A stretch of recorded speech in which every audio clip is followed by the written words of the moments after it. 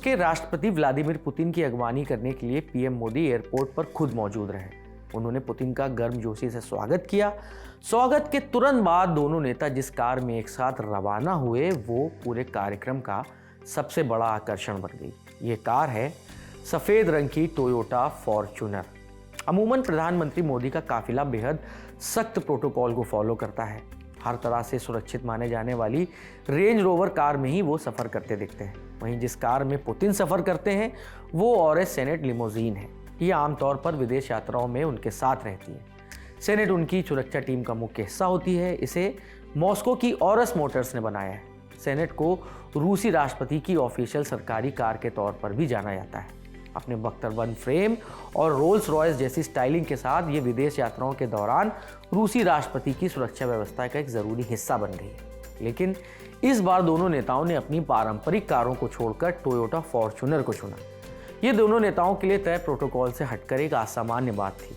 जिस कार में दोनों देशों के नेता बैठे उसका रजिस्ट्रेशन नंबर MH01EN57N5 है। रही बात कार के मॉडल की तो ये फॉर्च्यूनर का सिग्मा 4MT यानी मैनुअल मॉडल है। इसका भारत में जो इसकी शुरुआती कीमत है वो 39 लाख रुपए है। ये एक 7 सीटर मिड साइड SUV है जिसकी लंबाई लगभग 4795 मिलीमीटर, चौड़ाई 1855 मिलीमीटर और ऊंचाई 1835 मिलीमीटर है।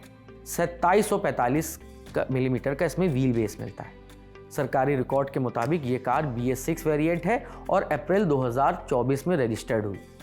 सुरक्षा एजेंसियों के पास हाल ही में ही वाहनों की एक अपडेटेड फ्लीट आई है और ये फॉर्च्यूनर उसी का हिस्सा है। इसका फिटनेस सर्टिफिकेट अप्रैल 2039 तक मान्य है और पॉल्यूशन सर्टिफिकेट जून 2026 तक वैलिड है।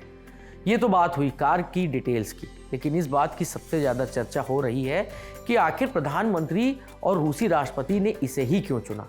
दोनों देशों के टॉप नेता आमतौर पर बेहद सुरक्षित और पहले से ही तय कारों में सफ़र करते हैं।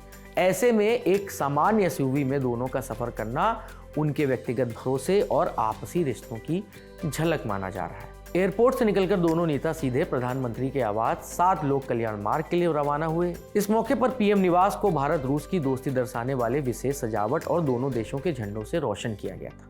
पुतिन की यात्रा को ध्यान में रखते हुए दिल्ली के कई हिस्सों में ट्रैफिक पर अस्थायी नियंत्रण, नो पार्किंग जोन और सुरक्षा व्यवस्थाएं जैसी कई चीजें की गई थी।